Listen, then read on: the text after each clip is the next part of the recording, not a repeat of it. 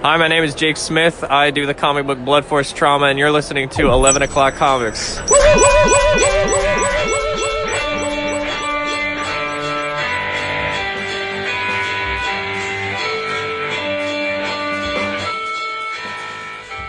There's that sound, the loveliest sound around. It's a special night. It is a special night. It's you singing and dancing. I was doing a little bit of a little jig there. You could feel it through the microphone. That's great.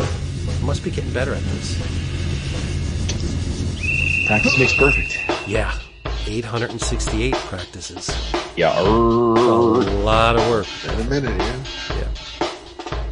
I'll get it right around 1,500. Nice. Yeah. Is that when Jason and I get our pink slips? No. Okay. Why got to be a downer going in? Oh my God! Hey, everybody! It's 11 O'Clock Comics, episode 868. Yet another in the string of palindrome episodes. I am a giddy Vince B. Oh my God! They don't know how giddy you are just yet. And I am David A. Price. This is true, and of course, I'm Superion. Wow.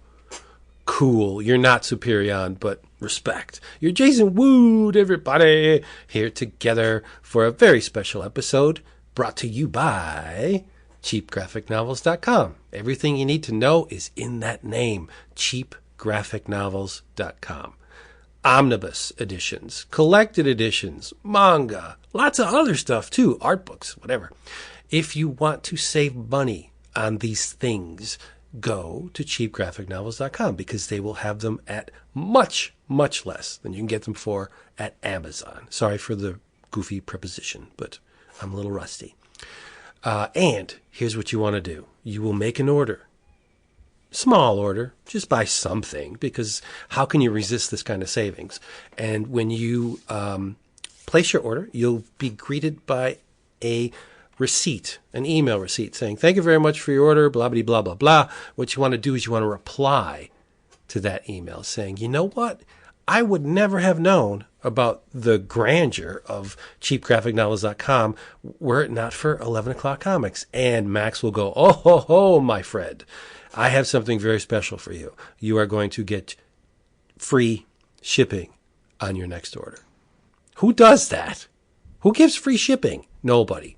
Shipping goes up every day, it seems. Like a postage stamp is what? $23 for a postage stamp?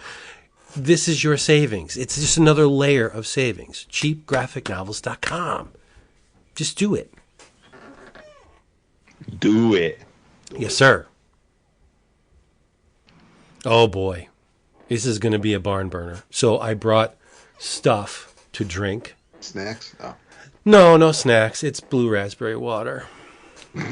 Stuff to drink. Yeah, I'm drinking it, and it's stuff. Not lying. Right on. Yeah. I too I'm bringing the heat. I got some pink grapefruit Schweppes. Wow. Neat. Mm-hmm. Is it neat? No ice? No ice, straight out of the can. Okay. Yep, neat. All right then. I never get How ice. about you, Dap? I finished the whiskey sour from the Bartesian during our interview, and now I'm just enjoying some water from my fuck around and find out tumbler. Nice. I will say that I did have a rare evening of some cocktails last night.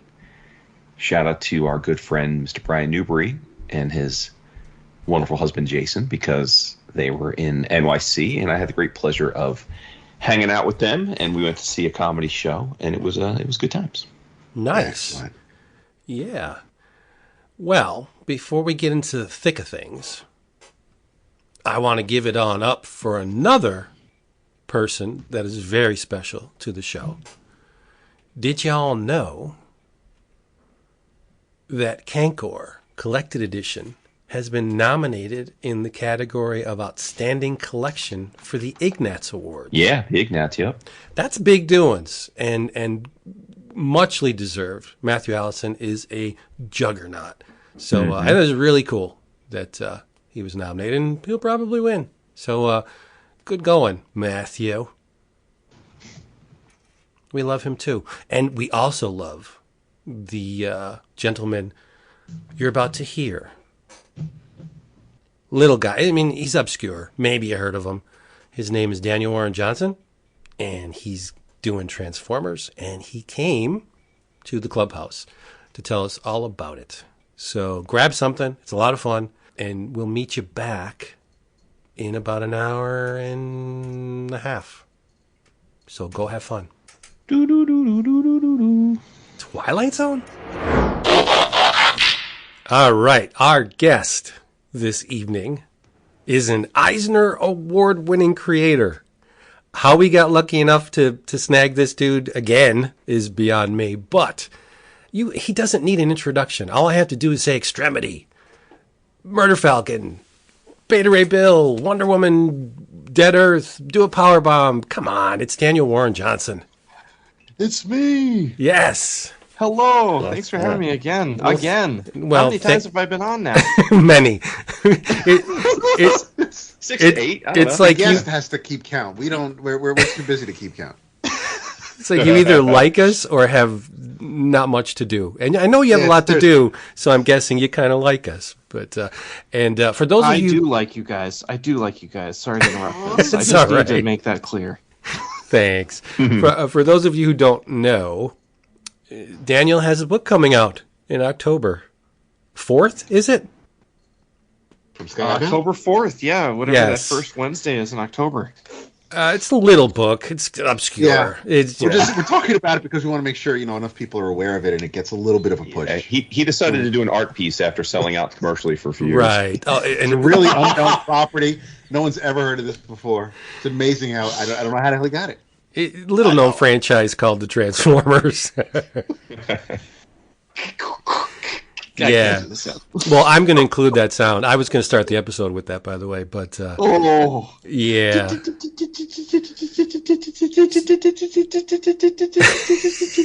Sorry. Someone is super happy. I love it. Yeah, I have to say I'm extremely excited because going in, one of my favorite creators, working on one of my favorite things in the known universe, and I had high hopes. I really did. And I read the issue. You were gracious enough to provide the a preview issue of number 1 for us, Yep. and I read it, and it's even better than I hoped it would be. Hell yeah, dude. It's Your opinion matters. Your opinion matters. You are the Transformers fan. out of the three of us, yeah. Well, yeah, out of the three of us, I out would of the guess. three of Yeah. Well, can I quickly tell a story that where we were all here for this story, but I was wondering if maybe I could regale it for your listeners. Yes, please do. The floor is yours. I believe it was New York Comic Con. It was a very long table that we were at. It was like the Felix Comic Art dinner or something. Well, right? oh no, I'm sorry. No, we interrupt. It was a long table because where we were sitting, you could almost see Jason at the other end of the table. Okay, so Jason was not there. But you had to look really closely because his head was so far up Brian K. Vaughn's ass that That's right. You guys were giving him a lot of crap for us. yeah. And I got to sit next to Ian. But yes, continue, please. So while Jason was talking with Brian K. Vaughan very passionately, Vince and David are there right in front of me, and we're all hanging out, and we're just having food, and we're having a great time. And I don't know how it came up, but like I was in contract talks with Transformers, and of course you guys were going to ask me, like, oh, what are you working on? What's after? Do a power bomb, yeah.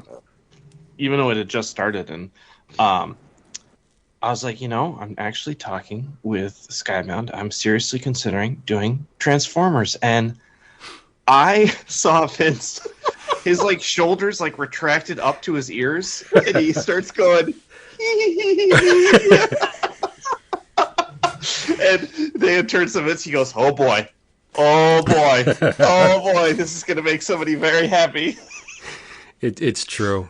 I don't know if I've ever seen you so excited. Ever. You know what? The emotion was genuine because, as I said, I absolutely adore your work, and the chance to see you draw Optimus Prime, everything within the Transformers universe. It's almost like one of those things, those internet things, where if you could pick a creator and pair it with any property, what would you do? Totally. I would say Daniel Warren Johnson and Transformers. Oh, yeah. There's a lot of people that I feel that feels that way. It's true. And because you give me so much joy, I'm going to hopefully give you a little bit for yourself. Today, I was talking with Josh Bayer. Oh. And he's like, my dude, what's up? And I tell him a little bit of this, a little bit of that. And I said, we have Daniel Warren Johnson's coming on tonight. And Josh Bayer's exact words, I love that dude. Hell yeah. Yep. So there you go. Josh Bayer loves you.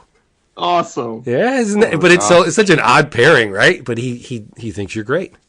That's great. My favorite part of that evening was after Daniel tells us what he's working on. Everything on the table starts to slide towards Daniel because the side where Vince was sitting was elevating. That's right.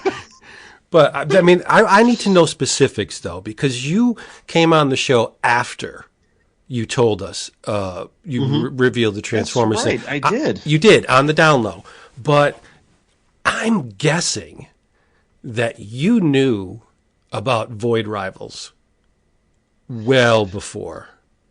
And the point I'm trying to make is, you didn't say anything to us. So you are like a vault. Like if anyone wants to confide in you in with something, you will never release it. Because I have to be honest. I got to interrupt you really fast. I had no idea about the Void Rivals thing really until I was very, very deep down the contract talks where they kind of revealed how they wanted to reveal that I would even be doing the project. That was all pretty darn far down the line. So I was super into it. I said it sounds really fun, but I didn't know it was going to be called Void Rivals, and I didn't know that it was going to be. This is a spoiler if you haven't read Void Rivals 1, but I think people have read it by now. I didn't know that Jetfire was going to be the one to show up. And I didn't know that Void Rivals was actually going to be inside the Hasbro Energon Universe. I honestly thought it was going to be some random creator-owned thing that Robert would have gotten permission, from Hasbro to just include Jetfire randomly, and that would be the announcement. But they're actually going to be these characters that he's developed in Void Rivals will be playing a role in this greater, universe, which I didn't know either. So I've been kind of along for the ride as well, because it's such a huge undertaking by Skybound that I'm, everybody is doing their best, but it's also a little bit whoa, okay, this is happening, cool, all right, next thing, okay, oh wow, I didn't know that, cool. So I'm not that much of a vault, but thank you. I should have just lied and said nothing. Yeah, really, absolutely. You can trust me. So how was the? All right, so how far ahead is Kirkman on Void Rivals before you start working on Transformers? Because I'm trying to figure out if maybe Kirkman made some changes to the first issue of Void Rivals after he found out what you were going to do with Transformers, or does he kind of give you a vague outline and then you run with it, or are you wholly in charge of Transformers? Before I signed on the dotted line, Skybound had a kind of very loose, big outline that they wanted me to. They said, if you were to say yes to this is kind of the outline we wanted you to follow. Okay. So it's these big, because they want Transformers to be going for a while. So there's these kind of big moments that they want to happen. It's all kind of conceptual, but it's kind of what's in their head, and it's a very loose boilerplate kind of thing to jump off of for me when beginning to start Transformers. So a lot of the ways that I can get there are completely up to me, but the kind of whole overarching arc of the Energon Universe is something that Robert is a big part of, and he also, I'm 90% sure what he kind of wrote for us to kind of gather around is what he pitched Hasbro initially when they tried to get the license. So I think that's a big part of it too, to kind of stay on with what Robert promised initially. So I don't know exactly how much he had developed, but I know there was this kind of loose framework that I got when they said, "Hey, here's what we're thinking about, just so you know," and they kind of let me chew on it before I said yes or no. Okay. Interesting. Yeah. But even though you weren't aware of the Void Rivals thing, I have to say, without revealing anything, that the continuity between what has been established in Void Rivals and the first issue of your Transformers series is pretty seamless. I think so. I think so, and I think a big part of that is, and I will speak in code here, but a big part of the Transformers universe and the Hasbro, in the Skybound sense of the word, is kind of a desire to return to form, return to the kind of classic elements, and that does kind of lead itself to kind of look at the TV show as a bit of a starting ground. And because of that, we're kind of all on the same page with how we start things, for sure. And it just makes it a little easier to just all get on the same page and make things seamless, for sure. Right, right. Going by the preview images that were released, specifically the group of Autobots. Yep. When I saw, well, it's out there, so I guess I could say it. When I saw Cliffjumper, I was like, he's out of his damn mind in a wonderful way. It's so funny. I got a lot of street cred for putting Cliffjumper in there in that starting lineup. I've just always loved drawing Cliffjumper, and it's not really like he's any different than Bumblebee, but I hate drawing those little ringlets on Bumblebee's arms. So, Right. Well, that explains a lot then. If you know your Transformers, your physical toy Transformers history, you know that Cliffjumper was just a recolor of Bumblebee. Yep. So it makes perfect sense. And I was like, he's not using Bumblebee? That's ballsy. But wait a minute. He's using Cliffjumper, which is not the same, but kind of the same. But it just like, it is the left field curve that I expect from you and your work. And I thought it was great. And that was brilliant. Thank you. I also am a big fan of how Cliffjumper is kind of a fly by the seat of his pants, pull out a gun before saying hello kind of Autobot, which honestly is kind of a fun contrast from like Optimus is like total chill, like we must love our enemies. Right. Where Cliffjumper's like, F our enemies. I can't remember if I can swear on this show, but... Oh, yes, you can. Okay. Cliffjumper is just, he's just got his gun out all the time, and he's ready to use it. So, right. And I think that's kind of fun. It makes for more conflict, and no offense, Bumblebee fans, but it's just a little more interesting than Bumblebee. Right. Bumblebee's overused. He's a great character, but I mean, he's in the Transformer stuff. He's everywhere, right? He is. I see Cliffjumper as the Raphael to Bumblebee's Donnie. Sure. Right. Just to keep it in that same universe. Well, not the same universe, but that same time growing up. Yep. Yeah. This issue is going to crack the internet in half. It really is. You think so? Yeah. I can honestly say that wasn't my goal. I was just really trying to make something that like people could love. It's like an action movie. There's sequences in it where you're either mentally or almost physically. When I was reading it, you're pumping your fists, like for sure. The explosion in the background while one character's slow-mo comes into the foreground. Like I see it, and it's. Am I nuts, or is there some pro wrestling moves in this thing? Oh, there was definitely there's definitely suplex, but right, a Brock Lesnar style suplex, right? Yep, right over the head and onto the ground, baby. Loved it. Loved it. It was kind of a challenge, too, because I was like, this would be so crazy if I did this.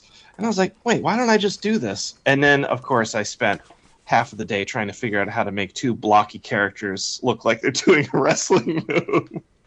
Mission accomplished. Yeah, it's very kinetic. Thank you. Unsurprisingly, that's one of the words I would always use for your stuff. But again, in keeping with the trademark Daniel Warren Johnson approach, these are robots. Yep. But yet you still manage to do that trademark Daniel Warren Johnson scene with the feels, and I was like, damn him. And again, not to get too specific, but there's moments where you empathize with these characters, and especially when it concerns characters that we've dragged along with us since childhood, and you see things like what you did happen, and it's like, my goodness, this is powerful stuff. And a little brutal for you, I have to say. One scene was a little bit on the brutal side. Yeah, well, I will say, I don't want to talk about too much of the plot, but I will say it has been a fun, because, how do I put this? There's a lot of characters in Transformers. Right. And, like, a lot. And even as, we're kind of trying to really take our time with introducing this world in the Energon Universe and the different Transformers that happen to show up and, like, the teams that you saw, it's all a little staggered, because we want to, I'm not trying to slow roll it, but I want to make things matter, and I want every character to feel important as they appear. So even with all that slow roll and all that kind of intentional pacing, I'm finding that there are just characters that I'm like, well, I just didn't have a chance to really think about this that much. But you kind of get a vibe for what they are, and then you just put the pedal to the metal, because I cannot stand it when I watch a TV show and everybody's just not telling them how they're feeling. Nobody's talking about it's because we need to wait for an episode to get to 13 episodes before the characters can really lay it all on the ground. It drives me crazy. So I'm like, what would a character do if he woke up and saw another character, et cetera, et cetera? Well, I mean, what would he do? He would just do exactly what happens in Transformers. Sorry, I know I'm speaking in code. Right. You'll know exactly what I mean on October 4th. Yeah, and I think that's very important that you not reveal any of this issue, which is why, as I usually do, I like to pull preview pages and put them in the gallery for everybody to see, just to whet their appetite, get a little bit of a glimpse as to what they're actually going to be buying when the book comes out. But everybody knows your work. Everybody knows the kind of quality they're going to get. I didn't pull any preview pages because people need to read this issue fresh. You should know nothing to what's going on, because everything in it is a surprise. It's powerful stuff, which leads to my next question. Mm-hmm. How much creative freedom did you have with picking the teams? Like, say you wanted to use Scorponok as the leader of the Decepticons, and Hasbro would be like, I don't know, I really think you should use Megatron. Like, did they nudge you into certain areas in terms of which characters you chose, or were they completely open on roster? They were quite open, except for one thing that they did want is they wanted a lady in the Autobot team for sure. Makes sense. Yeah, it totally does. And this whole series, especially the first 6 issues, is a bit of a love letter to the original 1986 Transformers cartoon movie. So it just felt really appropriate to pick RC. As far as the rest of the team is concerned, if I can just be totally honest here for a second, please. So, going back to okay, there's a lot happening. The Energon Universe, there's a lot of moving pieces. I may or may not get an email, which is like, okay, we need a lineup of Autobots very soon. And I'm like, okay, cool. What are we thinking? It's like, oh, well, it's going to be the Autobots and Decepticons that show up in the story. I'm like, cool. Haven't actually written issue 1 yet. But we got to get this out there, So what I will say is that is a guide, not set in stone. It's kind of a way to kind of show people what I can bring to the table. And if I can also be totally honest, those images drive me crazy, because that was the first thing I ever drew. No interiors, no figuring it out. It was me just on a big piece of 11x17 paper, struggling with them all just standing there looking directly into the camera, and I just wanted to throw myself off the top of my house. Very challenging. But it's okay. Sorry, I just have to say that as an artist, I just have to get that out of my system. It was my first experience doing that, and it was also a very quick thing. So, I think it looks okay for a marketing point of view, but I'm also like, oh shoot, I want people to see the inside of the issue before I really, Right. you know. I think you need a big chunk of salt with that, because I have seen you at conventions, my man, and people throw obscure characters at you all the time. and you produce some amazing work. So, well, not some, all of it, but yeah, you've pulled like do me ambush bug on a unicorn, and it looks great. Oh man, I remember the first time I had to draw Voltron at a convention. Oh my god. Yeah, Oh my it's God. odd that the blocky stuff, the geometric stuff, is a lot harder than the organics. Oh, dude. Can I talk about that really fast? Oh, hell yeah. So I'm over here on these like first two reveal covers of the Decepticons and Autobot lineups. I got my parallel pen. I got my microns. I got my ruler out. I mean, I'm like ready to go, because every time that I have had to draw like a truck or a plane or a bus or a van in, like, say, Murder Falcon, I'll pull out a ruler and I won't necessarily pull out my French curve, but I'll have it next to me, and I'll have like a really kind of stiff approach, because I want it to have a kind of I want it to be kind of realistic. I want people to be able to really kind of feel like that section of that illustration when it comes to vehicles and metal things to be solid. And it's one thing, like, I love Michael Golden's work, but the vehicles in that G.I. Joe issue, they're just a little too bendy for me, if that makes sense, you know? So I always am like, I really try not to use the ruler too much, but like I do tighten up. My wrist goes rigid, and I'm really concentrating.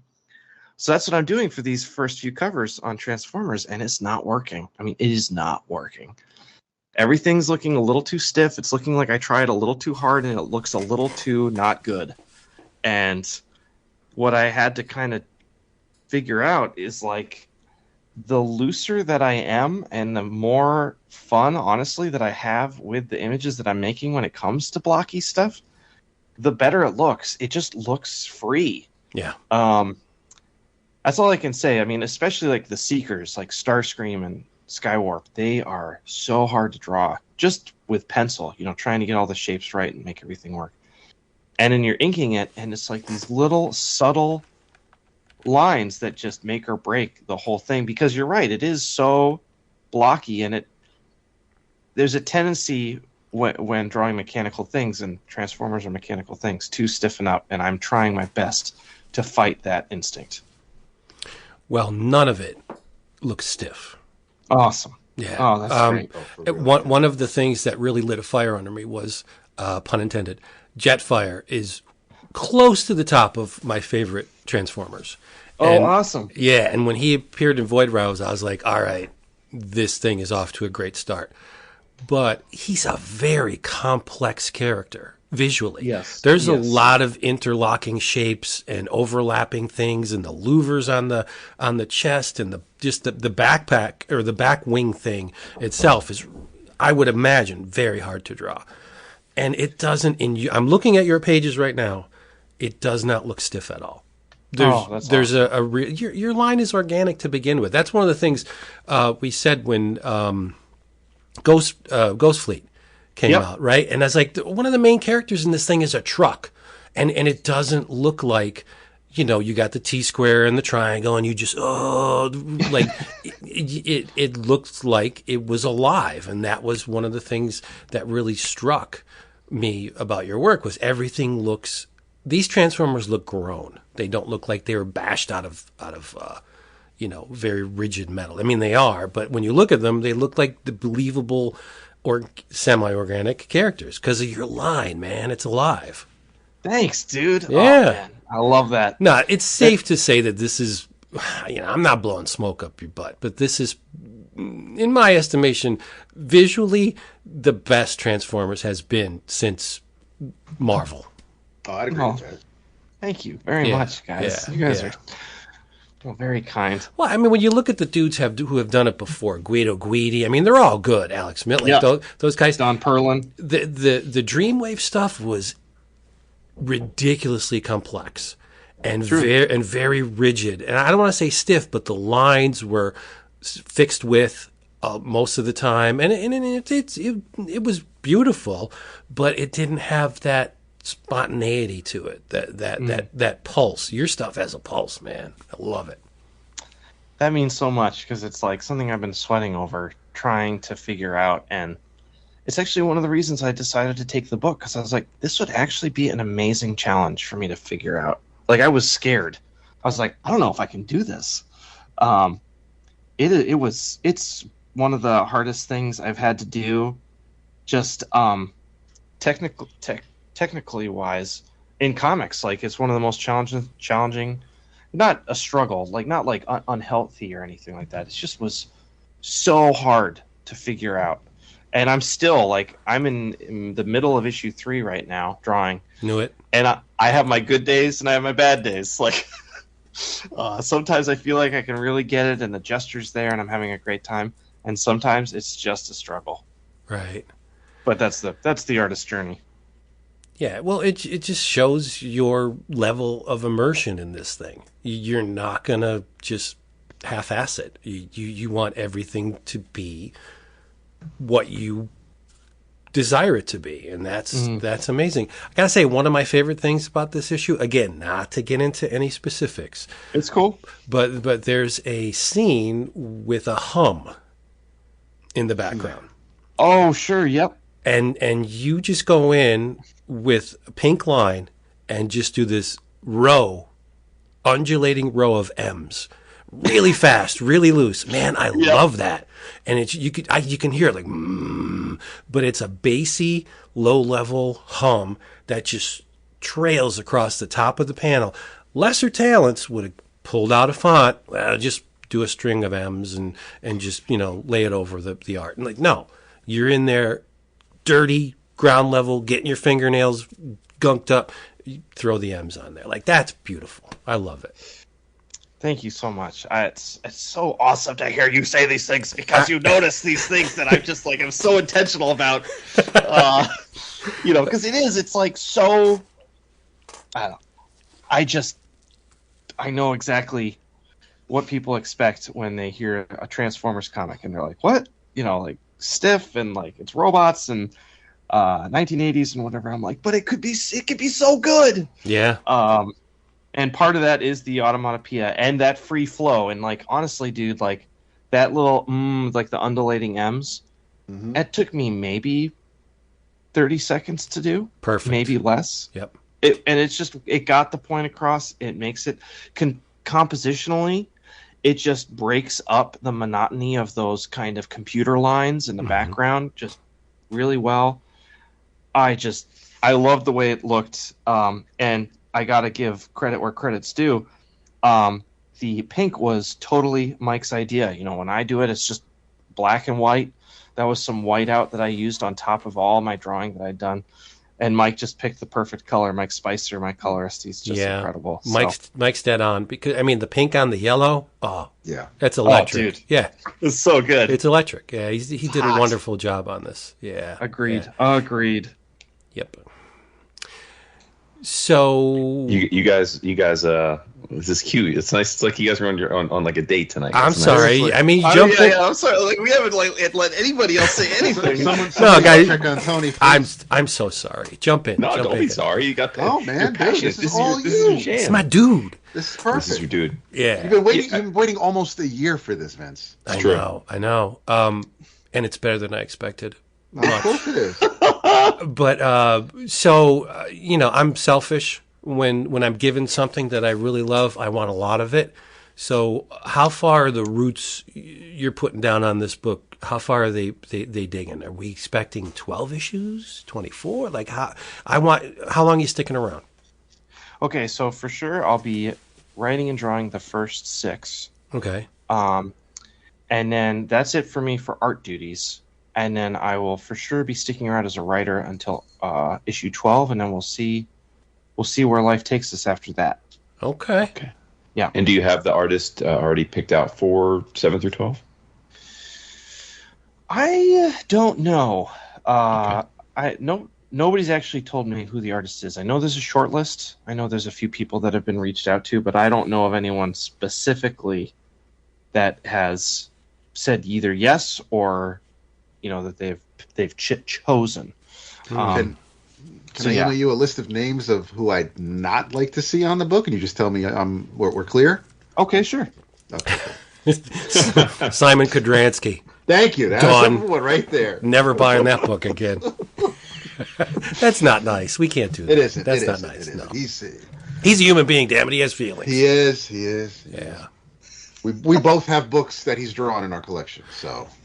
So, give us a little bit of a fly on the wall view into the whole you and Kirkman hashing this stuff out. I'm assuming that there were incidents where you guys had to sit down there. What are we doing with this? What was that like? What was the enthusiasm level like during those talks? Well, Robert is a huge fan of Transformers, like huge, and it was actually one of the things I was like, I kind of had to talk to my editor about it, and I was a little bit like, hey, does Robert want to write this? Like, is this something that Robert maybe wants to do? Mm-hmm. And he was like, no, he doesn't have time, so on. So I get a call from Robert, months into the project, months into me, like I'm just about to start writing it, and he's like, hey, if you ever want to bounce off ideas, maybe tackle it together, that'd be really cool. And I'm like, Robert, are you asking me to co-write this with you? He's like, well, if you want to call it that. And I was like, Robert, no, this is not happening.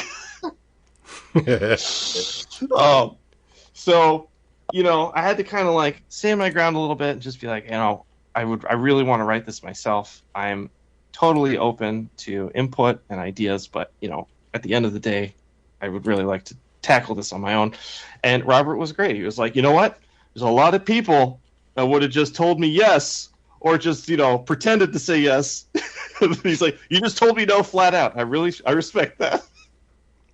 Nice. James Patterson over here. So, and one thing, also, like going back to all these characters that, I'm trying to get a handle on and writing it, it's essentially like a double team book where you have the Decepticons and the Autobots, and you're trying to give everybody screen time. And I'm definitely keeping like the first 6 issues like pretty close to the chest, so I'm a little like, I guess you could call me territorial, but Right. I'd like to think I'm a team player, but maybe I'm not. And then once I start writing and I'm not drawing it, there's an element of letting go that just has to happen naturally. But I'm so in it right now, and it's Transformers is very personal as well. So, I'm having a really good time working on it, and I'm also really respectful of, or I respect the fact that like Robert is a super fan. He knows all of these characters that I don't know. He has all these huge ideas, which are awesome. And he's good for bouncing ideas off of too. So he is the one, he's kind of the orchestrator of these, like the very long scale, what's the word? The long arc. He's got this, for sure. not this Hail Mary, but he's just really good at making things be good for like a long time, which I'm not good at. I'm like, I'm in and I'm out, Yeah.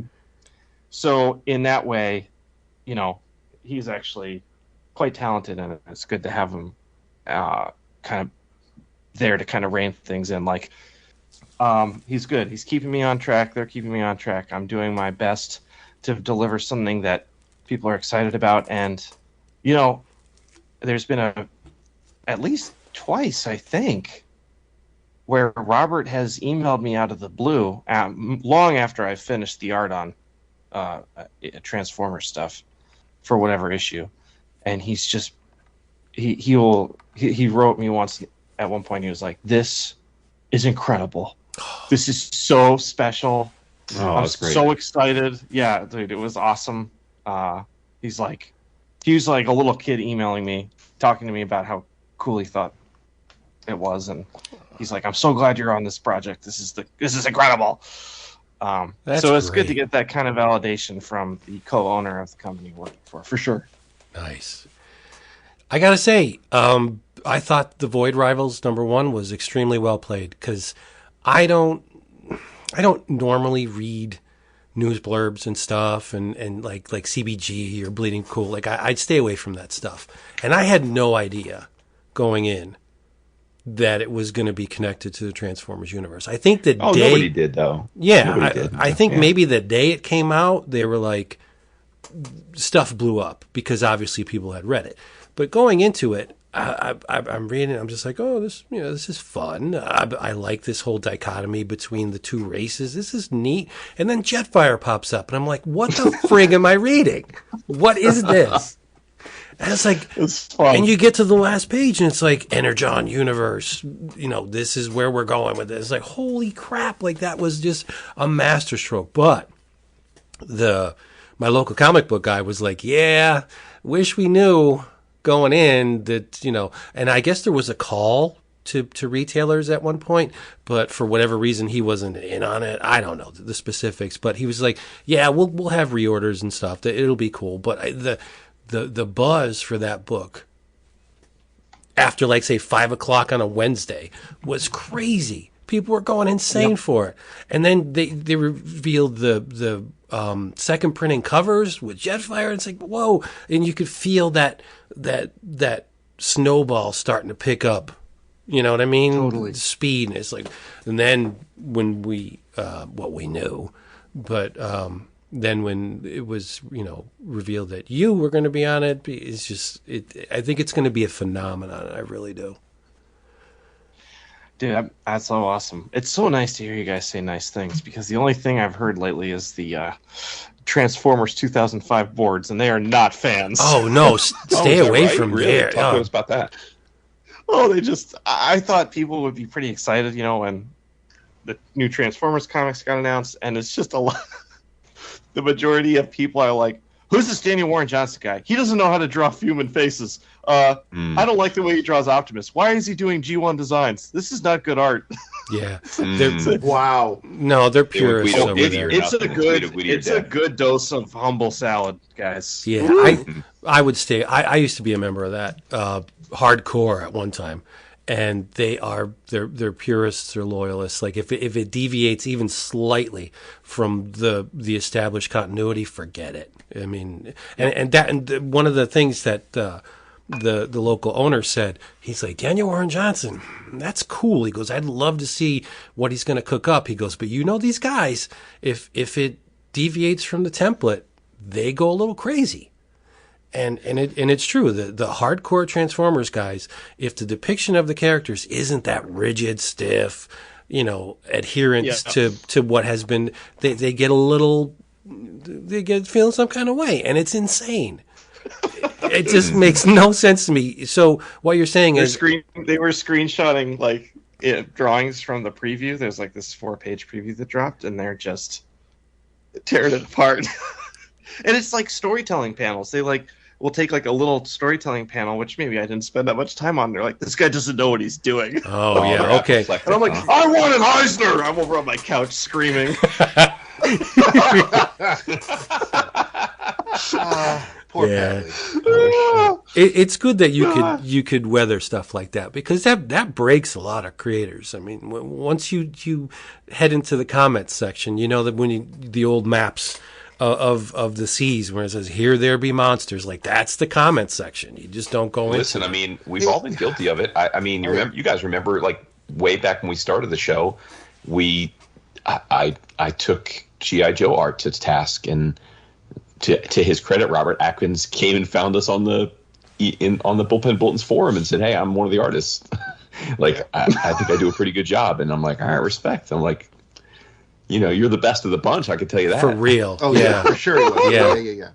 Yeah. But I mean, listen. I think also Daniel's work I'm is- out there looking for it. So it's my fault. They completely deserve to have an opinion. That's totally fine. Oh yeah. They can be wrong. That's okay. Uh-huh. I mean, you've worked with Donnie Cates. I'm pretty sure your hide is pretty thick. Yeah. There was one time I was working on the Ghost Fleet, and I drew that friggin' truck with all the cars, the car carrier truck, that's like overturned on the highway. And Donnie's like, "Oh, it's facing the wrong way. You gotta. I think maybe you might have to redraw that." And I was like, "I'm not redrawing this. I'm not doing it." I spent 2 days on this friggin' thing, and we figured out a way where if we all I had to do was change the the guardrail. I like switched the guardrail around so lovely. it wouldn't happen. Oh yeah. Thank goodness. Oh, that's brilliant. man. Yeah, oh yeah. good So, deal. Erase the last 2 days from your life. Oh Jesus. Good. I mean, Dan, one thing I think, it's clear that you're a fan, but like, what was your experience as a kid with Transformers? Because you're a little younger than us, so you were, I don't even know how old you were when, like, the 80s cartoon, but like, where were you in your fandom with Transformers before all this? let me paint you a picture, okay? I'm sorry.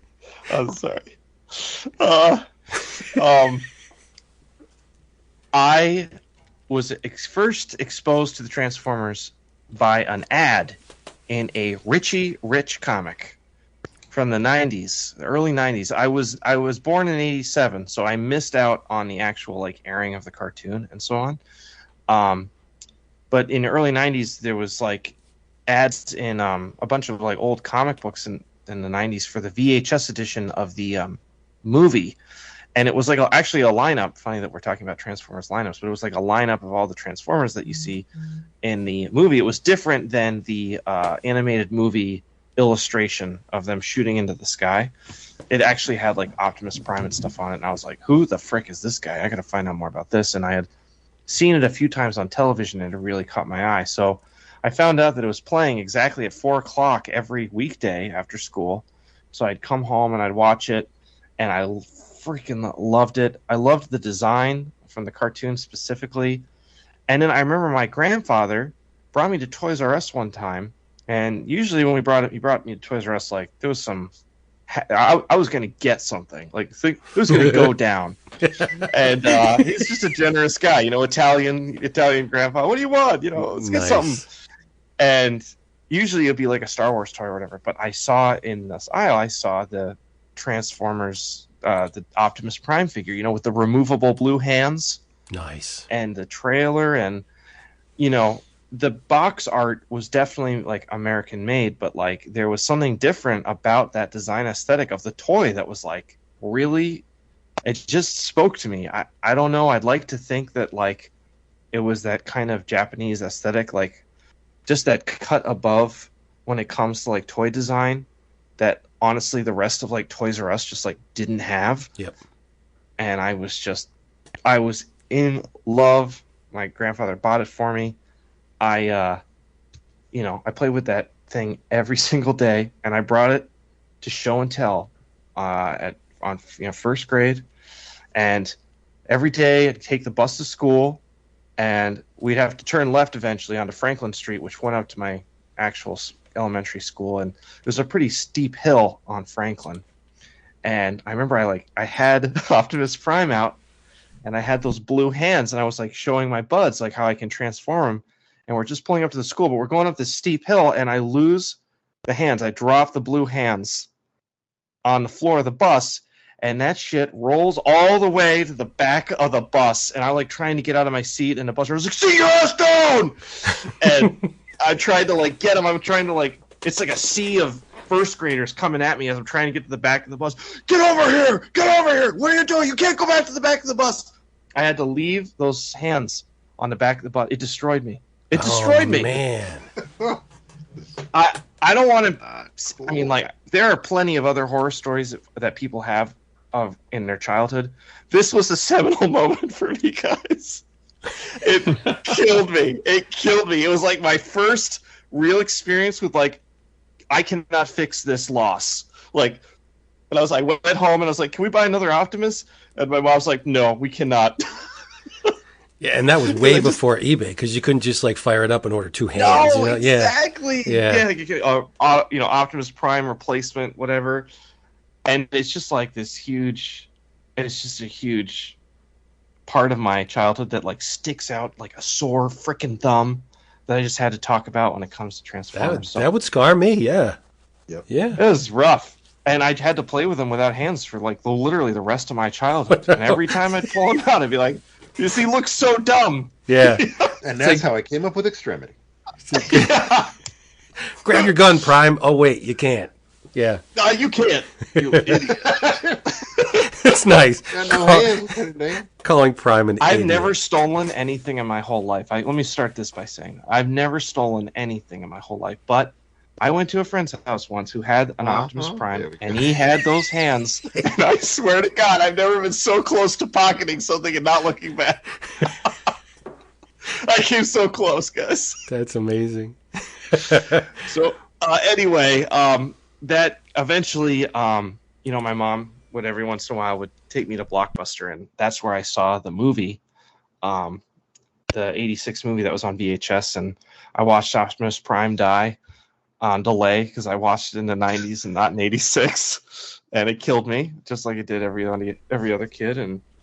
But there was something again about that movie that was really special, and I could tell there was a difference. Even I don't want to say that my eye was that much developed when I was that young, but like I had seen the show and I saw the movie and I was like, this movie is something special and different even back then.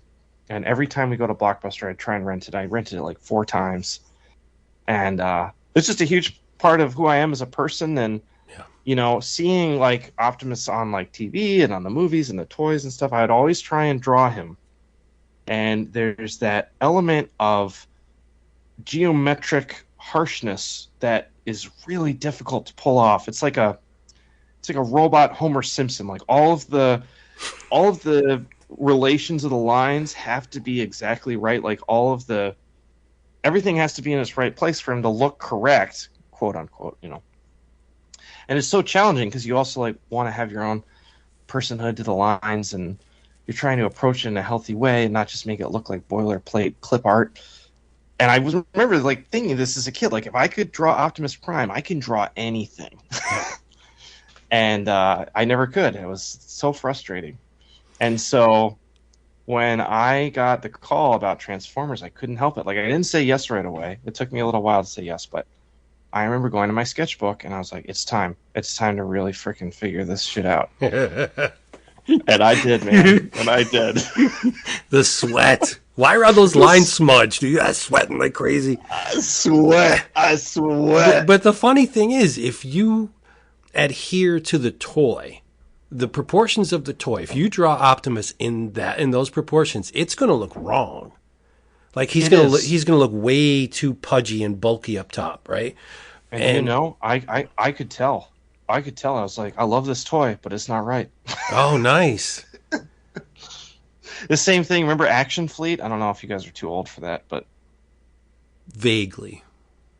Action Fleet was a Star Wars thing that the toys. It was like all of the cool, like the X-wing, the Y-wing, the A-wing. It was like about the size of an iPhone, So like you could really like play with them. And I remember I'd get them and I'd examine them and be like, this doesn't look like the movie model. This is bullshit. Were those Micro Machines? Or Matchbox? They were. It was Micro Machines adjacent. They were like big Micro Machines, which wasn't actually that big. But I remember just getting so frustrated. Like I'd be playing with it, and be like, "This doesn't look right." Yeah, it's tough when they deviate from the template. It really is, because you pick it up immediately, right? Oh yeah, I knew immediately. Yeah, it feels wrong. Yeah. So there's one Optimus. Yeah. I think it's from not Armada, but one of the lines around Armada, probably before, where they just whiffed, and Optimus looks like he has a potbelly, and people hate that figure because it's just it's like pudgy Optimus. Like, okay, here's the leader of the good guys, and looks like he's been sitting on a couch for millennia, just chowing down on lug nuts. Like, what? Oh, I'm really sorry. David Chase, do you want to add anything? No, carry on. You know what? I'm not sorry at all. Damn it! Because I'm sorry my story took so long to finish. No, it's good. How have you had to inject any of the Joe stuff? Well, I should even ask this question because then it won't be a surprise. But how closely interwoven is the Joe continuity to your at this stage perceptions of what's going on with this Energon universe? I would say for the most part it's been left my Transformers series has been pretty much left alone. There's definitely a little bit of Joe stuff that happened that I was asked to include, which I'm happy to do. Yeah. But I can't say much more without giving it away. But Right. I will say there is a little bit of Joe stuff, but I don't think there's an amount that would take away from the story that I'm trying to tell. Cool. But I have to say, I'm not the biggest Joe fan in the world, but Nor am I. I will be buying the series, all of them, Duke, Cobra Commander, like whatever. I'm buying them because, and they should give you more money, because if you didn't draw and write this initial Transformers thing, if it was a lesser talent, I wouldn't even consider buying the Joe stuff. That's weird, right? Because you basically have nothing to do with the Joe stuff, as far as I know. And so the Not fact really, that no. I'll be buying these books just because you were the one that instigated the Transformers series, it's a little crazy, right? But they should still give you more money because you got me, not a Joe fan, to buy the damn things. Right on, man. Have they been has Kirkman or Hasbro have they been pretty much hands off, or like in a couple of months you're gonna have to like have some sort of summit to make sure that everything lines up with whatever storylines they're planning on your 12 issues and beyond? Well, and this is something at San Diego, I was talking with Robert, and I was like, look, I know I've been keeping this first 6 issues close to the chest, but like as soon as this is over, I promise, like I will chill out. I'll share my toys. Yeah, he's like, I get it. It's because he says to me, he's like, it's good. It's because you care. So I don't want to hire somebody that That's doesn't true. care about this. He's like, so when you fight for those things that you're passionate about, I know it's because it's coming from a good place. But no, we really haven't had to do that, or not yet at least. I think that will probably come later. But as of right now, because Void Rivals is, for the most part, still kind of on its own little island, story-wise. And I know that Skybound wants to give Transformers some healthy room to just kind of set the tone and have a story that people can get excited about before kind of introducing anything else. It's kind of given me the freedom to just be able to just plow forward and make something exciting that people will recognize for sure, which I think is something really important to bring back maybe possibly lapsed fans.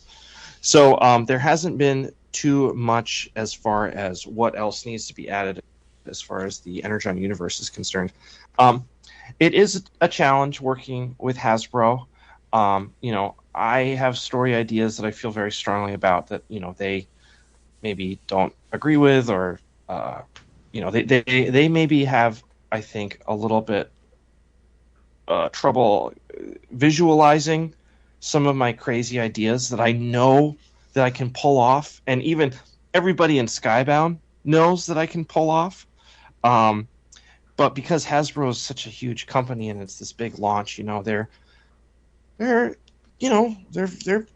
want it to be good, and they kind of want to make sure all the ducks are in a row. And I'm not used to that. I'm used to, this is awesome, so let me do it.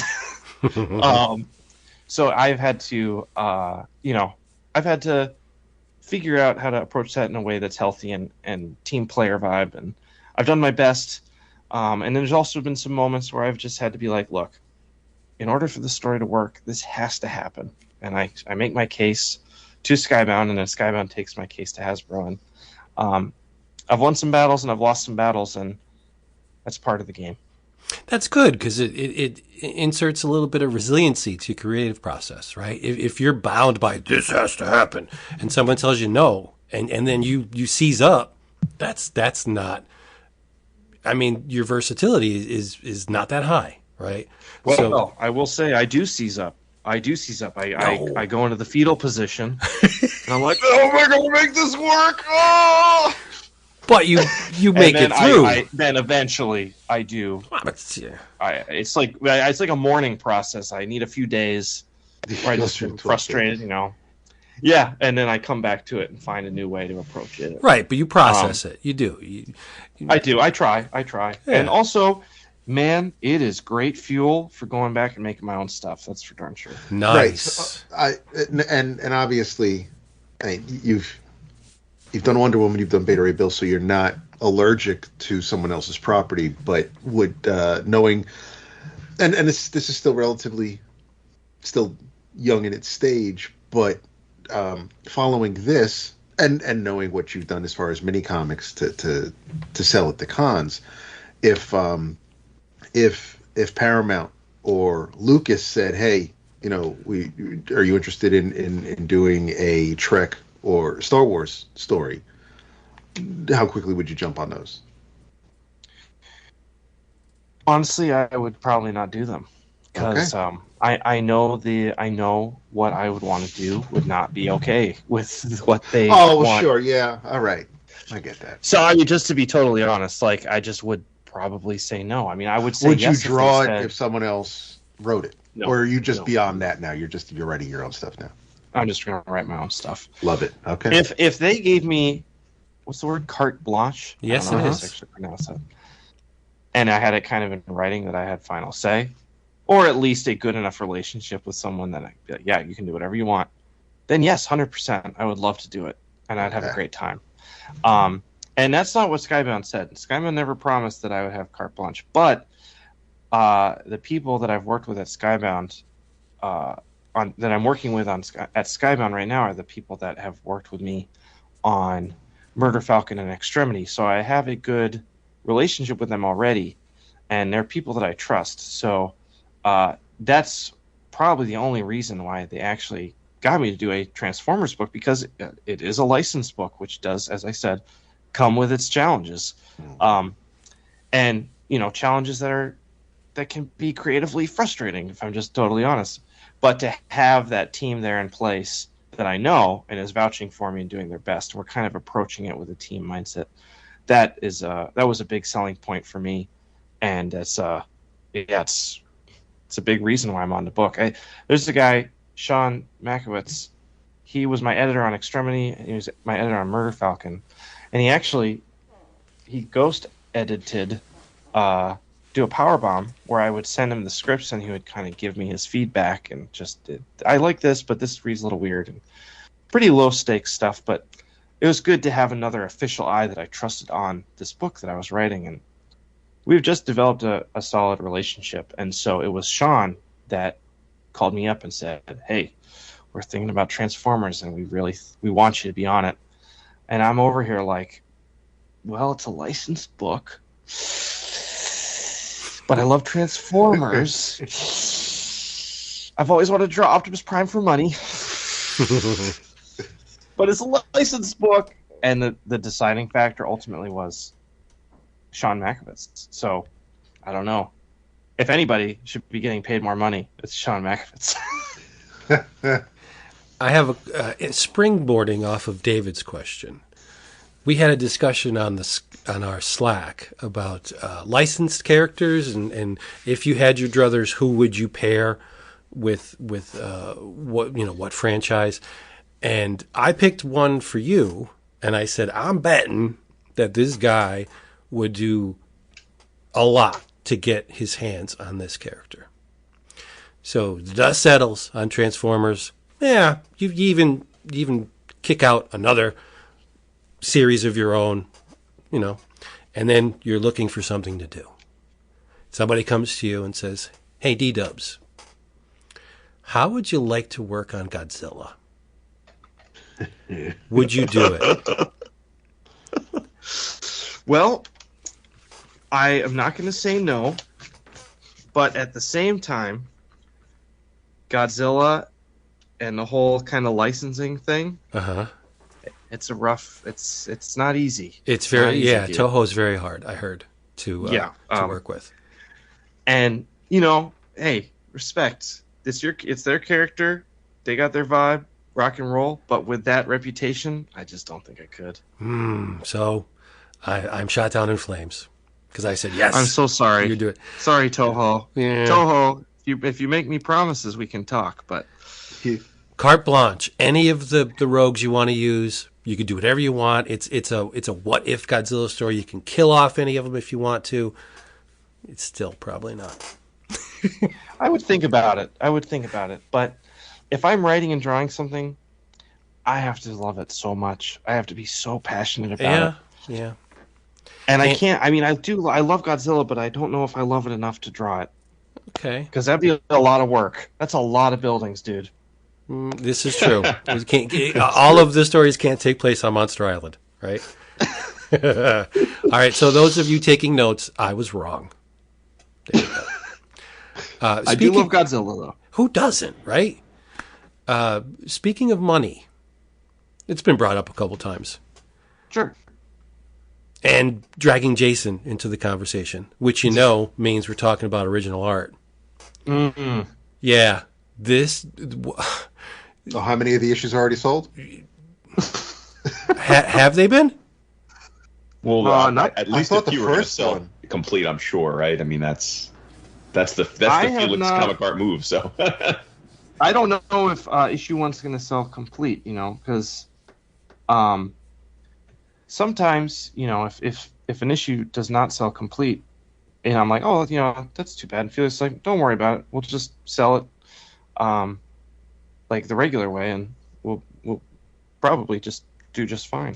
Yeah. And that's the way it's worked out. So I'm not super worried about it, but it's quite funny. I guess I'm bragging a little, but whatever. I guess you I should a little bit. Yeah. Felix called me and he's like, nobody gives a shit about Transformers art. Felix said that? Oh, in so many words, he's just like nobody really. It's the market, Transformers comic art market. It's not hot, He's like, but then you get announced doing Transformers art, and now it's hot. Of course, good. I was about to question Felix's perceptions there. Was he? It sounded as if he was trying to just give you a cushion to prepare you for some bad news or something. It's like that was weird. So he did when I told him that I was going to do it. He's like, okay. I mean, he totally respected the decision, but he's like, I got to be honest with you, nobody buys Transformers art, and he's like, I'm sure people will buy it because it's you to a point, but also it's Transformers. So just the more you know. And I was like, I totally get it. No, I still want to do it. And he's like, okay, cool. And but then this is like a year later when it got announced, and he reiterated, he's like, nobody likes Transformers art until now. Now, without naming names, obviously, because I don't want you to share those secrets. Do you know if anyone that Felix reps, if they were ever offered a gig, did they rethink it after Felix told them something similar to what he just told you about Transformers art? If they were going to take something from one of the big two or even their own concept, and not that he's worried about having to sell the art, but has he ever had a conversation with other artists that they decided to not take the job because they wouldn't be able to maybe do as well on the OA side? Felix has always been honest with me about what he thinks of my project choices. So I can't imagine he's not doing that with other artists. But as far as it, as the result leading to them not doing something or doing something, I can't speak to. Gotcha.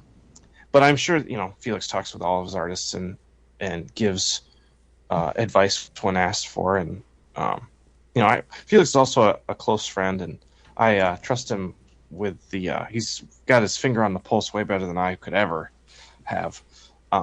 So when he says something, I kind of perk my ears up and do my best to listen. Naturally. Yeah. So, I mean, as expected, after looking at this first issue, I mean, there's going to be knife fights for these pages.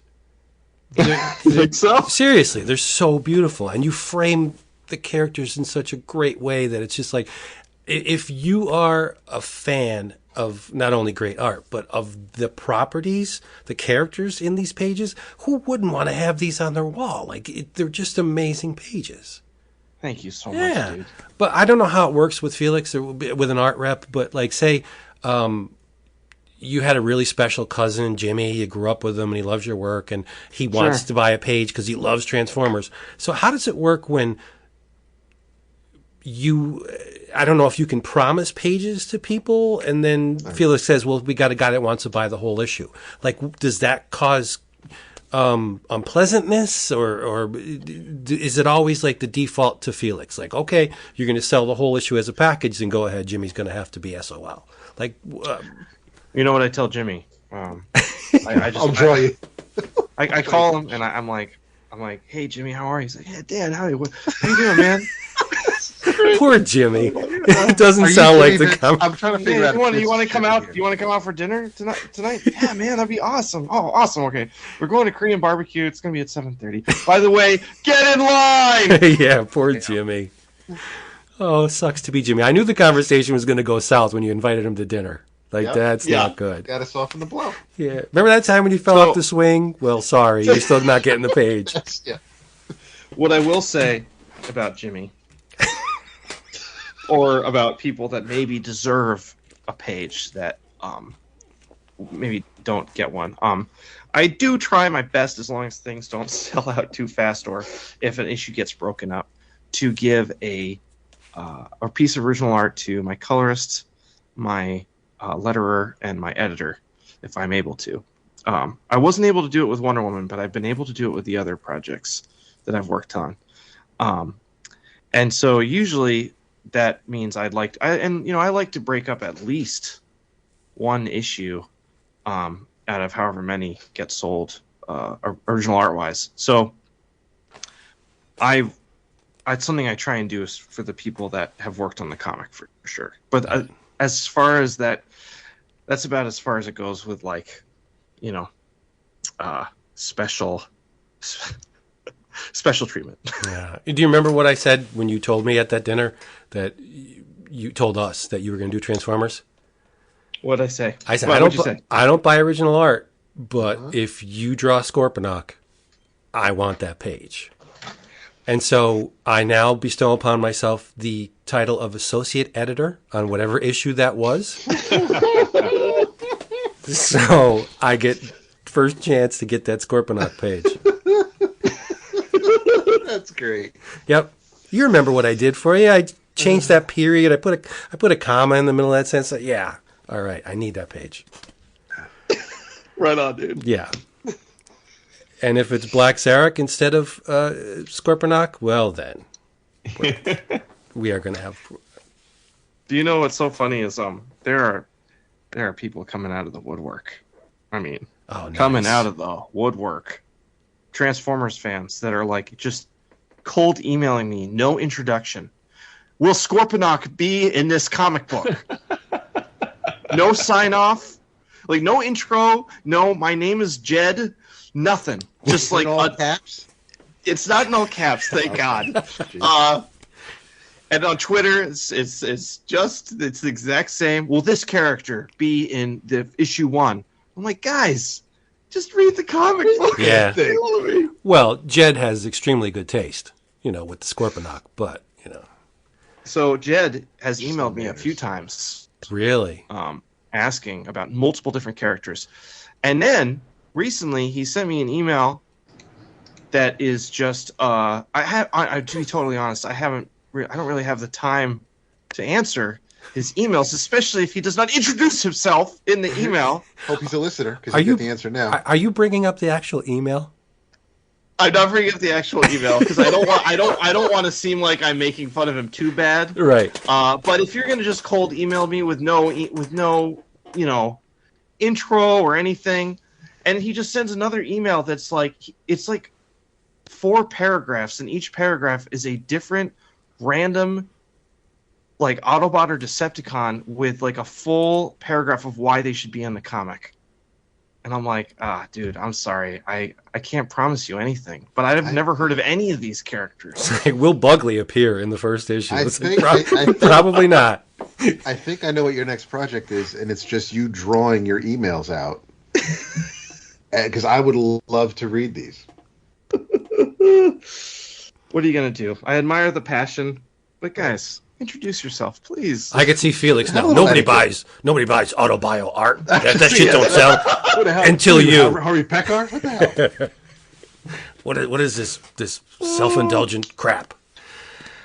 Oh man, this has been a whole lot of fun. I'll say. I hope some of the excitement that listeners have picked up here is contagious, because y'all really got to get out there and get this first issue of Transformers, and then you're going to be mesmerized, just like we were. You need to read it. It is so special. Yeah, it was a home run. No BS. You know, LCS. we're not gonna blow smoke up your ass. It was great. Thanks, guys. You killed it, my man. You got Thank killed you. it. I really appreciate it. I saw you. You canceled New York. Is that because of the Transformers? Vince. Are we off the air now? Are we? No. No. Oh no. You can. Well, if you can't comment, then you can't comment. That's fine. But yeah. I was thinking about it, but I think there was something like lost in translation where thinking about it became I'm gonna go. So. Got it. Oh, Yeah. Gotcha. Yeah. Well, That's it's just a miscommunication. Sure. That happens a lot, I think. I will miss you. I hell will. yes. So I sorry. I should be clear.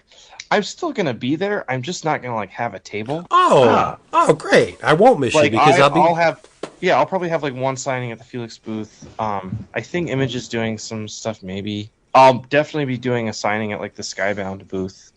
And then I'm doing this big.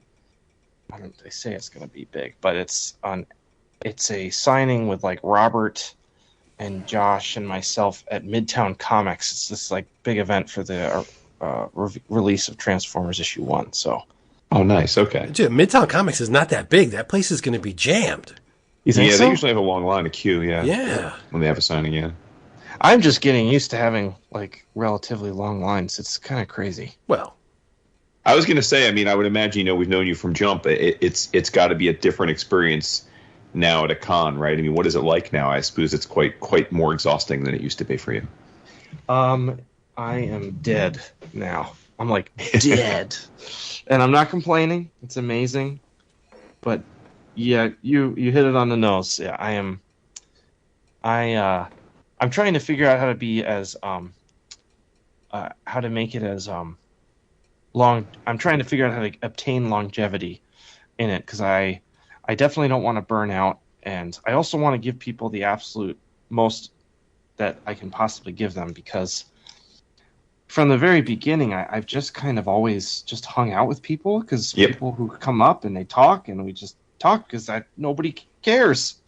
And now there's this big line, and I'm like, I still want to make every interaction a positive one, and so it's a challenge.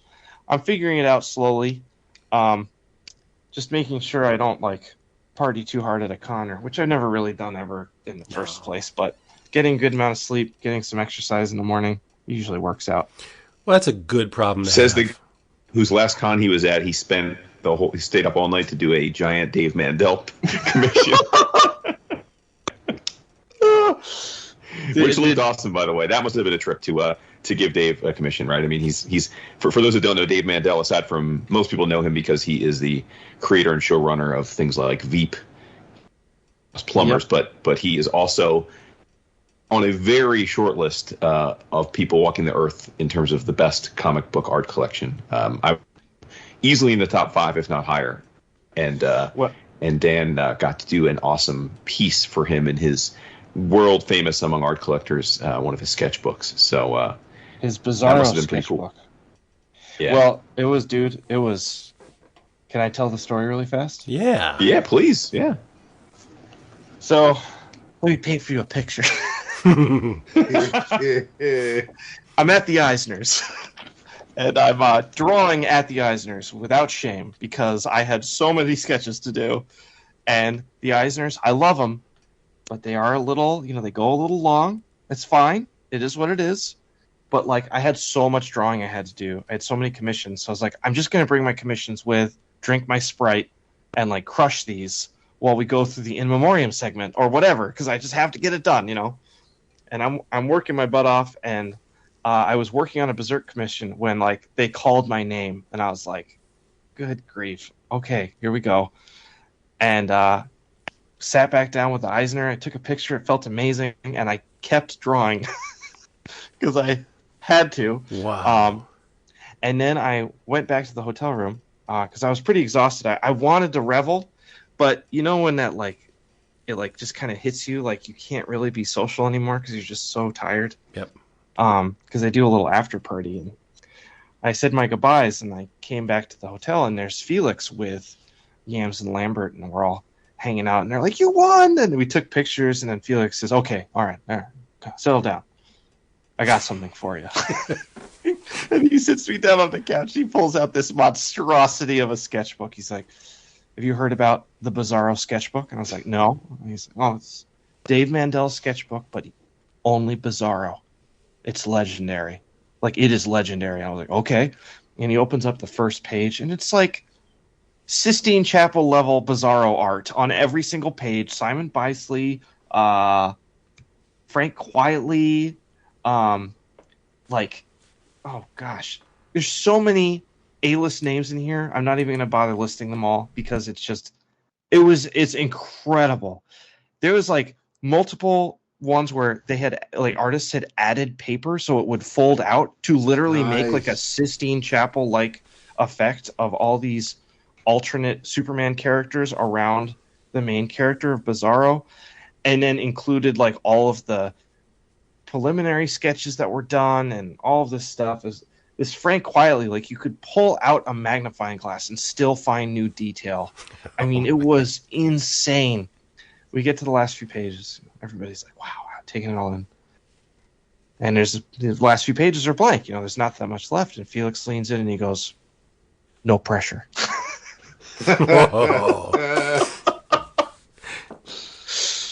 And I just felt the fire. It was so cool. I don't know what it feels like to be like really good at sports or whatever, but you know, when like kind of like all eyes are on you and it's like the gauntlet's been thrown down, it's like, are you going to rise to the challenge?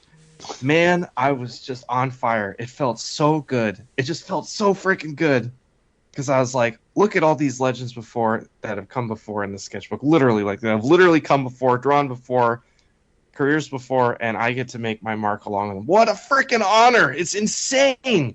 This is insane. That's amazing that you could push through the fatigue like that and still climb that mountain. Do you know what I mean? I got my second wind. My second wind. Also, it was also because I know Felix and the guys quite well, and so seeing them and winning, you know, and like I can just be myself. I don't feel like I need to like put on my game face. I can just, if I'm tired or grumpy, I can be tired or grumpy around them. I don't need to pretend. So that was a big part of it. But then they showed me that sketchbook, and I got the second wind, and I worked for another 2 hours into the night, just laying down the pencils and getting some ink down on this Bizarro sketch.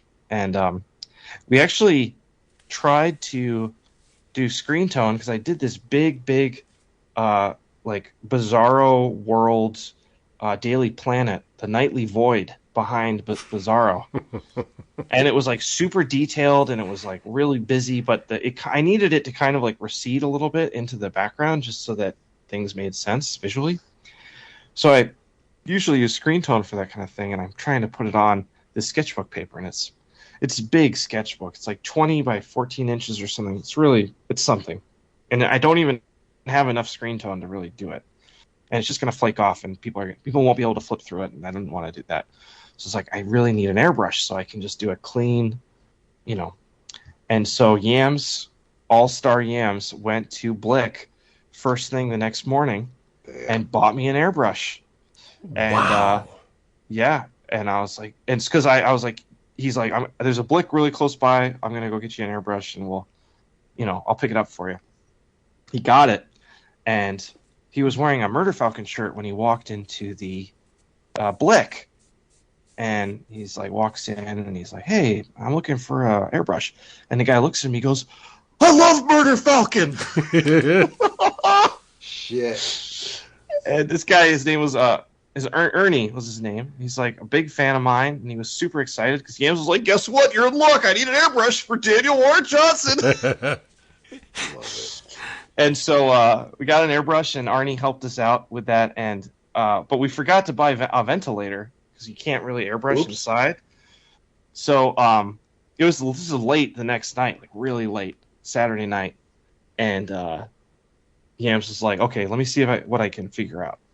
So I'm still working on it, getting the airbrush prep, not using it yet. And Yams comes in, and he's like, "Okay, I made friends with the hotel manager. We're good. We can airbrush outside until 1 a.m." Damn. And we took it next to the pool, and we airbrushed it.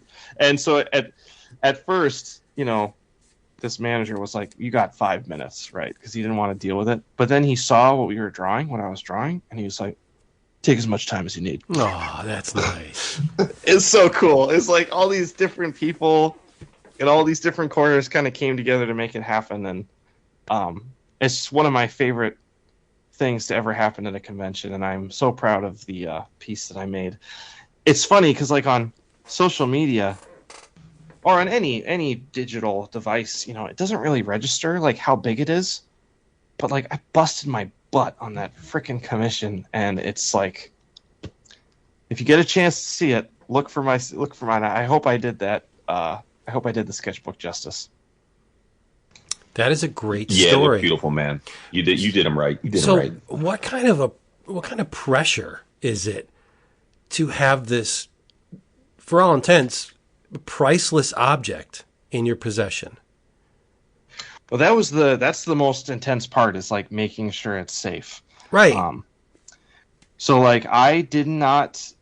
The only time it left my hotel room was when I brought it up to the pool area on the roof to See, that's airbrush giving it. me the agita already, talking about Yeah. bringing that next to a pool. Like, ugh. Well, I mean, like the pool was a good 10 feet away. I mean, we didn't bring it anywhere near Right, the pool. but Like, what if little Frankie, that's Jimmy's cousin, At 1 a.m.? he goes in the pool and he comes out and he just like shakes himself off like a dog? Like you cannot plan for every contingency. All because he wouldn't give Jimmy a page? Right. well, you know what? Respect to Dave Mandel for letting that go and trusting Yeah, us. seriously. But, I don't think he really even wanted to let it go, but I think Felix does have a good track record with that kind of thing. Yeah. And Yams actually, we walked back to the convention on Sunday with it just to get it back, and Yams walked with me, and he like never left my side because like I've never been in a fight before. I need backup. Well, that's Yams a good. was ready to go. At the Yeah, drop of Yams a is a hat. good choice. Yeah. Yep. Yeah, people don't fuck with yams. No, they do not. But yeah, so yeah, you're right. An amazing story. I love telling it because it just makes me so happy. And what was the reaction when you handed over the sketchbook? He was pretty jazzed. Nice. I mean, like, it was a little hard to tell because he was wearing a mask. Right. So, but I saw his like eyes do the upside down dip. I was like, I think we got it. We got it. Did you hear the sound too? All right. Let's bring it home on that because I don't think you're going to top it. Love you, but that's a great story. Right on. For I sure. So- appreciate it. Hey, everybody, get yourselves out there. I'm telling you, it's going to destroy the internet. This thing is going to be monstrous. And D-Dub breaks the internet. Daniel, it's always a pleasure to have you here. Thanks for having me on so much, guys. It means a lot. The support, as always. You've been there since the beginning, and I hope you're there for a lot longer. Hell yeah, man. It's because you're awesome. We will. We'll see you in New York, which I'm glad to hear that we will. So Yeah. that's Hell good. yeah. He'll have my Awesome, buddy. Scorponok page with him. He's going to bring it. You can always get in line. Oh, he's not drawing. I was going to say it because he's Heroes next year. Maybe you can get a Scorponok. Nice. from Dan. There you go. You're the man. Bye, buddy. All right. Right. Be well, Dan. Have a good night, bud. Holy smokes. How about that? You weren't kidding. It sucks that Jason monopolized the whole damn thing. I Yeah. got to get a freaking word in, but Seriously. Same. I extracted the information I needed vis-a-vis Jason's pummeling. Dap, we needed to ask Dan before the next time he's on what's a safe word so we can know when to take Vince out of the room. Dude, he was having a good time. Come on. No, I'm kidding. Of course, you guys were vibing. It was great. I'm genuinely excited. I mean, this is This is a once in a lifetime thing. Vince, it made me smile. Yep. Well, there you go. Facts. He's pushing that needle into the red, the smile zone. Beep, beep, beep, beep, beep. It's a good measurement. Yeah. Figurative facts. Wow. Big doings in these parts. We had Daniel Warren Johnson on tonight. Next week is our book of the month. Yes. Why don't you tell them about that? It is none other than Tales to Enlighten 2 by Matt King and a slew of artists. It is a thick book, and bunch of pinups in the back too. But that story, holy crap! It's a lot of fun. I'm not going to do the whole. We're not talking about it tonight, and I'm not going to do the whole compare and contrast. I want to enjoy it on its own. Obviously, it does. It's a sequel. You should read the first book before you read the second. But it's a lot of fun. Hopefully, I know our overseas friends and listeners may have been a bitch and a half to get a physical copy. I don't know if anybody went for the digital for the Kickstarter, but if you have it, read along with us. We'll have a good time, and looking forward to it. It's yes, Matt. We know it's a bit of a long time in the making, but we're finally getting it the book of the month love it deserves. Yeah, finally a filthy book of the month. Yes. This is my month, right? Oh, for sure. Yeah. Usually it's Jason's world and we're all just living in it, but this is my month. No, you had Tony on this month. You got David tonight. You've got the book of the month coming up. It's seriously. We got something coming up. Next month because we know what happens. Birthday. Yeah. Got something coming up after the book of the month. That's super cool. Yeah, it's a bar. Yeah, it's great. It's just great. But I gotta say, thank goodness that I have my own pocket universe where time doesn't exist that I could go into to read this thing, because it is massive. Massive. Oh, yeah. It took me like 4.5 years to properly go through the book. You don't know because I was in the pocket universe, but it was like a snap of the finger and I walked out. But consuming this, Children of the Vault. Yeah, consuming this thing, crazy. There's a lot of value Izon between of the those Vault. covers. Nice. It's a spinoff. It works for me. It's run by Chap Yap. FYI, the local comic dude who is not a huge fan of X-Men or the characters that appeared in this book loved Children of the Vault #1. Said it was like one of the best X-Men books he's read in a while since Hickman left. How about that? Nice. Yeah. It's a good thing. Well, we all enjoyed it, so we're not going to push back on that. No, that's what I'm saying, right? Mm-hmm. Well, everybody, we don't want to overstay our welcomes because I think, that was a lot to digest, a lot of fun, but we got to always say, if you enjoyed this, please head on over to our Patreon. Take a look around, see what you see. Patreon.com/11 o'clock comics, 11 no apostrophe, audio, massive amounts of audio in terms of runtime. You get like 4-6 hours of audio that everybody else doesn't get to hear. Each and every month, you get images, downloads, videos. Jason loves the videos, and he's very good at it. Mm-hmm. Comic pages, it's crazy. And it's going to be slightly retooled soon. So we'll tell you about that when it happens. But it's going to be awesome. And, hopefully you'll partake. And once again, you got to thank our sponsor, cheapgraphicnovels.com. They have the stuff you want at the stuff you want to pay. Remember, free shipping. You get the email, you respond to the email, 11 o'clock comics sent me, and you get free shipping on your next order. cheapgraphicnovels.com. In your travels. I hope you can hear it in my voice because I was filled with much joy this week reading the books. In fact, I want to tell you all about them, but I'm just going to single one book out because it gave me the most joy this week. And if you were paying attention at the beginning of the episode, the creator introduced this whole thing. And that illustrator is Jake Smith. Remember Jake Smith? We met him at ECCC, He of Blood Force Trauma. And we hung around with him, Dap and I hung around with him for a while. Jason, you were there, or no? Mm-hmm. You were, yes. I mean, you brought him back over to him. Yes, that's correct. Hell of an illustrator. Massive talent. But he drew this book and colored this book. But he didn't write it. You know who wrote this book? Who? Headlopper himself, Andrew MacLean. Oh, nice. Yes. And no, I'm sorry. Color art was by Carlos Lopez. It's published by IDW. It is nice to be able to read a great Godzilla book again, because this is called Godzilla, War for Humanity, #1. It was amazing, and I'm going to tell you why. Because it starts off, the book begins with Godzilla fighting Hedorah. What is my favorite kaiju of all time? Smog Monster. Yeah. And this thing starts off with Godzilla fighting the Smog Monster. It's like, oh my goodness.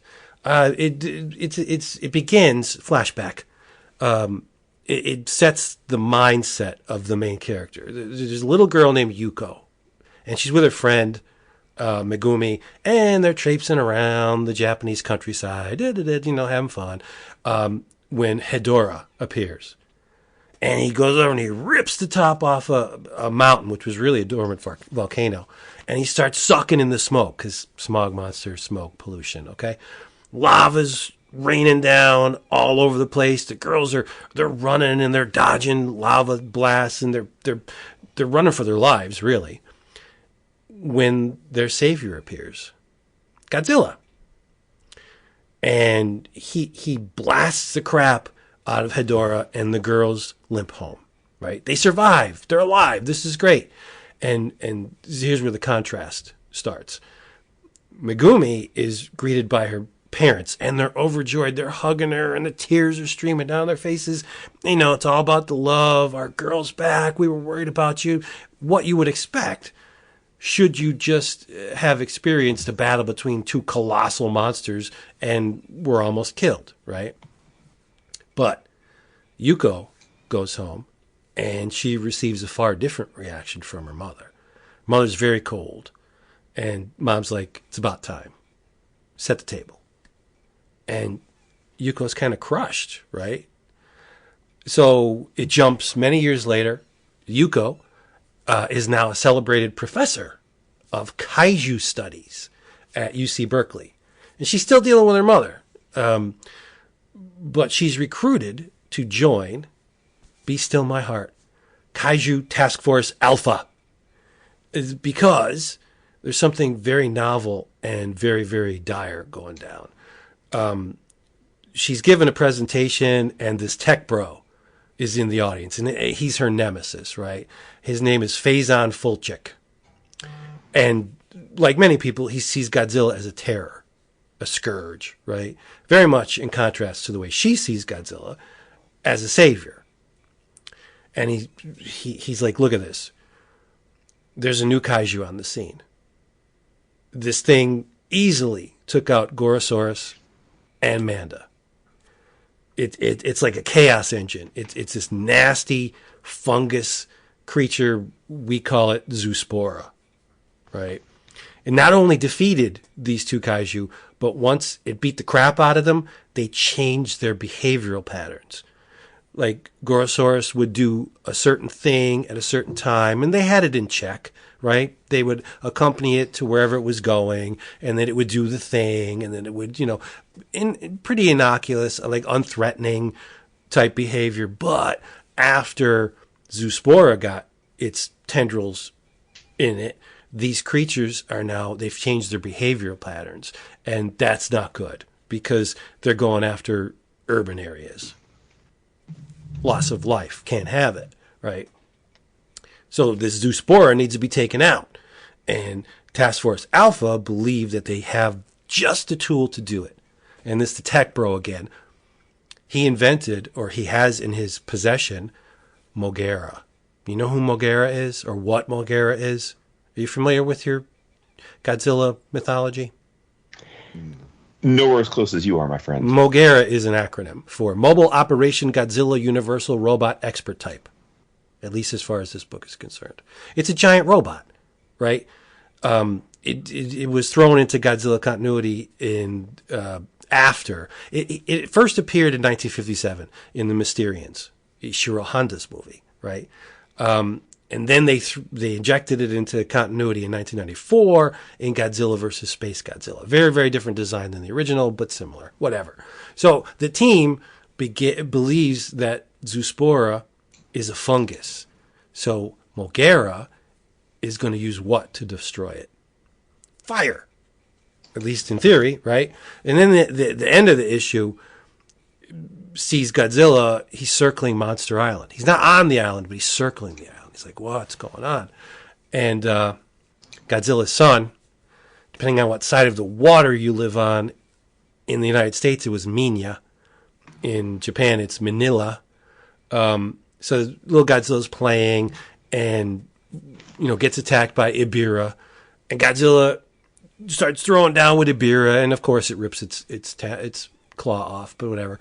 And the whole fight is used by Fulchik to remind Yuko that her savior is not coming to set things right with Zoospora. That thing that you think is going to save the day, it's fighting some fucking crab lobster thing. He's not coming, so we got to take this creature out ourselves. It was a great issue. It was amazing because if you know Jake Smith's work,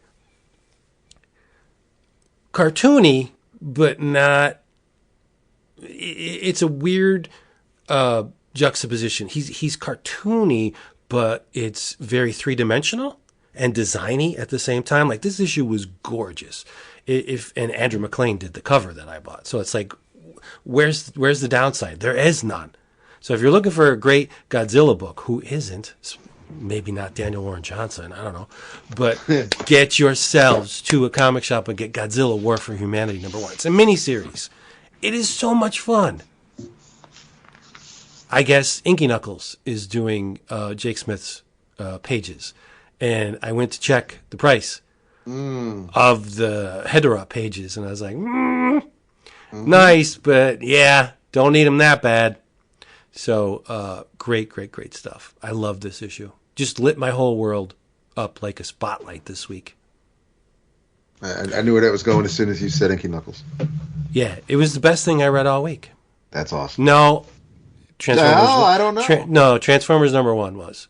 But well, this was good. Preview. Yeah. Okay. Yeah. This was good. Well, I did read it this week, so. Right. No, you did, but I mean, it's not like they can go out and buy it, whereas they can with the Godzilla book. Right. So good. Oh. Wow. Over Fire and Ice, even. Okay. Oh yeah. No, Fire and Ice was good. Yeah. No, I don't. But yeah. No, I'm not. This disputing. Godzilla thing was just like home run For sure. Every respect, it was a home run. Love it. The colors like eye searing. It's great. And atypical color work for a Godzilla book. It's vibrant and bright and so that, like it's beautiful. Yep. I'm done. I will check it out. In your travels, this I just gave a shot on a whim. And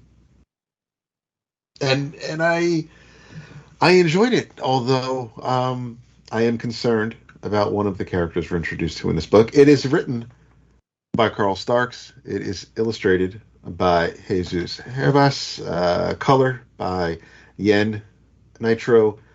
It is Marvel Unleashed, and it is it's sort of kind of just the pets of the Marvel Universe. Our main characters in this first issue are Lucky, of course, Hawkeye's dog, Chewbacca, Captain Marvel's cat, or I'm sorry, Flurkin,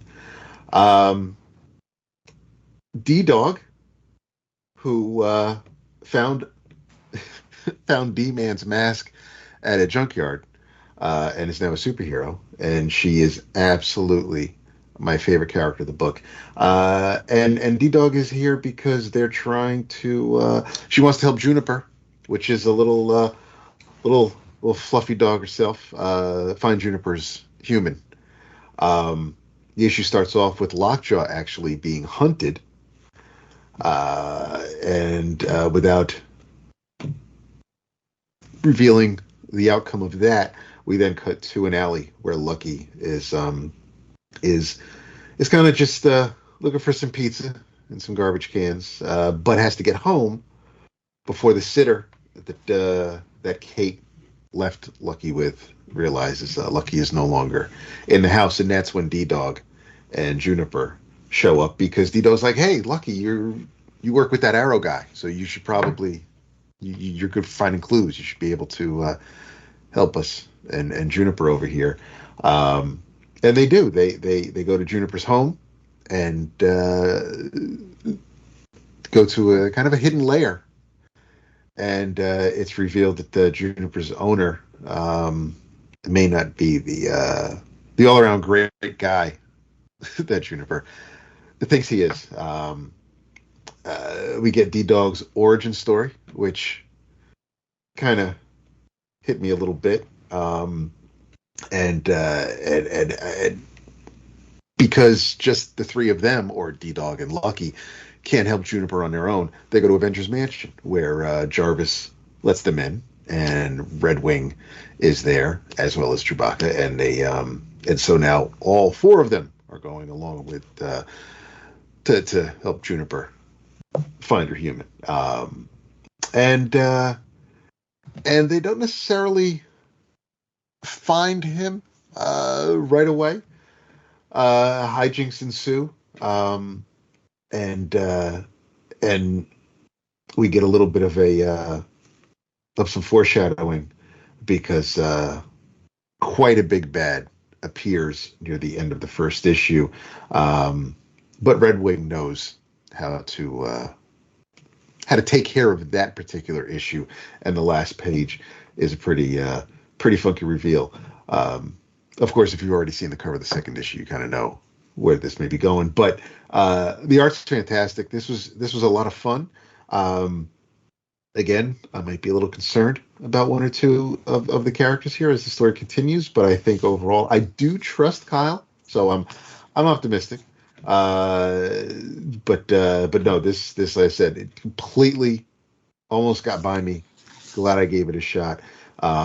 If you're looking for something to just kind of break up the monotony of everything else going on, comics wise, looking for something a little different, this might scratch that itch. But yeah, in your travels, Marvel Unleashed #1.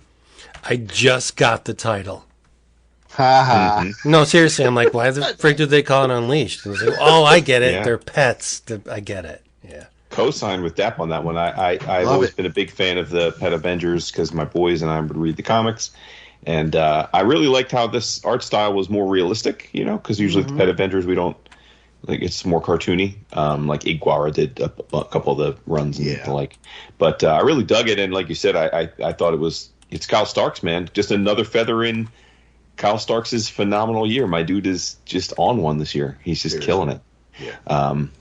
In your travels, I got another one. I'm sure Dap will he'll enjoy it if he ever does read. I don't know that he pre-ordered it, but our boy Koren Shadmi is back with another biographical graphic novel through Humanoids. And by the way, Humanoids now has a imprint, which I'm guessing is because of all these, called Life Drawn. So it's Life Drawn by Humanoids, and the book is All Tomorrow's Parties: The Velvet Underground Story. The biggest compliment I can pay to Koren's work in all of these that he's done the last few years is that, I don't know that any of the people, or in this case peoples, that he's chosen to do biocomics about are people that I particularly care about. And yet, with each one, I've been completely entertained and informed. And so I think that's a real talent, because I don't know that, I very much liked Twilight Zone, but I didn't know that I ever needed to know a ton about Rod Serling, but he did great with that. I think that certainly the same could be said with Bela Lugosi.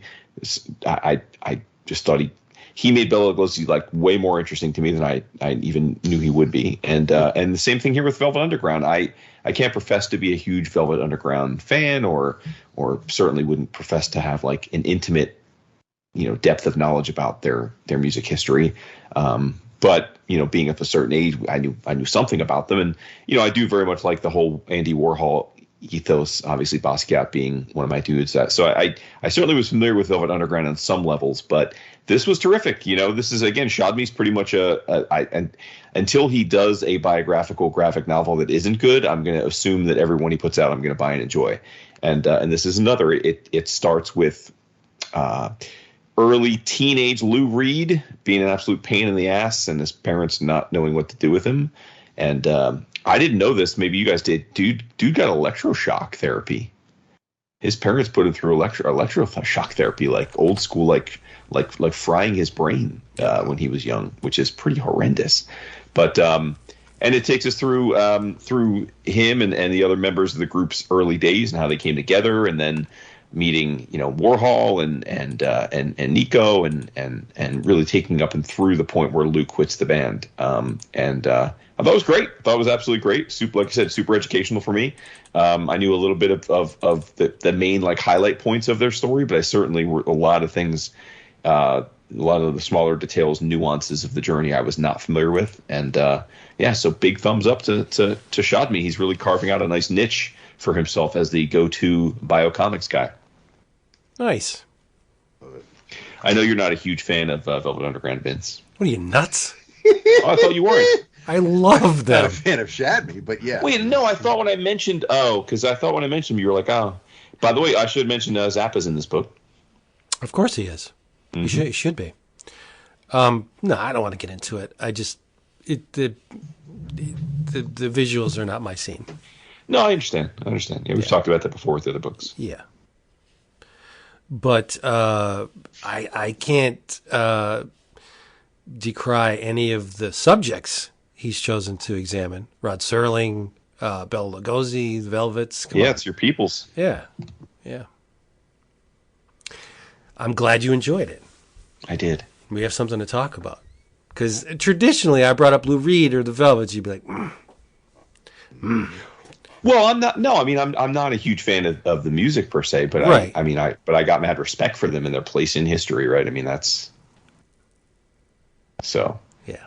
Like Lou Reed's an unbelievably he's a fascinating human being. I mean, he's very very broken human being. Totally. And I don't know if you knew. I didn't know he was electroshocked. I mean, that's horrible. Yes. So bisexual, obviously a chronic drug addict, right? Yes. But bisexual and very very just filled with anger for really his entire life. Yeah, so. I hope I didn't say bisexual in a derogatory way. That was not my intent. But no, you didn't. As far as a complex individual, that's why I wanted to bring that up. It has no. Well, yeah, and to your point, I know you were trying to do shorthand just to explain, since you the thing about Lou Reed is he identified as homosexual for a long time, even though there were reports of him also sleeping with women. Yes. And he never really identified, he never specifically gave himself a label, right? Because this is what's the 60s and 70s. It wasn't like people were we didn't have proper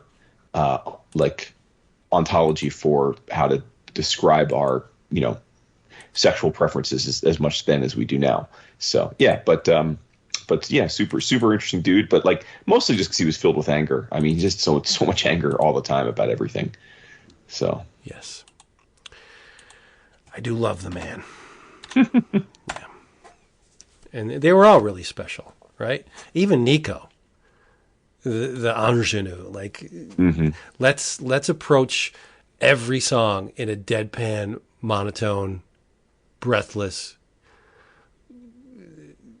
I don't even want to say inflection because there's not a whole lot of inflection in her voice. But she was special, gorgeous. But yeah. It was just the right formula for the right time, I think. Mm-hmm. And Andy knew it. Andy knew it. Andy knew how to make money. Knew how to spend it, too. Yeah. Greatest of the greats. All right, everybody. Hey, thank you for being here with us yet again. We hope you come back next week for our Book of the Month episode. And in the meantime, go to a comic book shop and leave with a giant bag of stuff. And consume it and talk about it and just spread the word on the glory of sequential art, because that's what it's all about, right? And I guess if you have some time left over, hug your loved ones, eat some good food, make your pets happy, and say goodnight. I have no audio bits because I think Jason gets annoyed when I do it. I don't. That's so ridiculous. It's part of your charm. I love everything about you. Oh my God. Aw. I'm going to melt. Jeez. Is there a mop down here? David. Good night. Here's the part where David screws up. Everybody's going to laugh at you. Here's the part where Dave makes a mistake. You're a loser. Was that good? That was awesome. Yeah. You're so good at that. I'm not. Really not. No? No. Aw. No. You couldn't be that. David. Wow. Precision. Tell them. Genuinely. Love you. Yes. Tell them you love them. All the love. It'll be so hard. That's it for that one.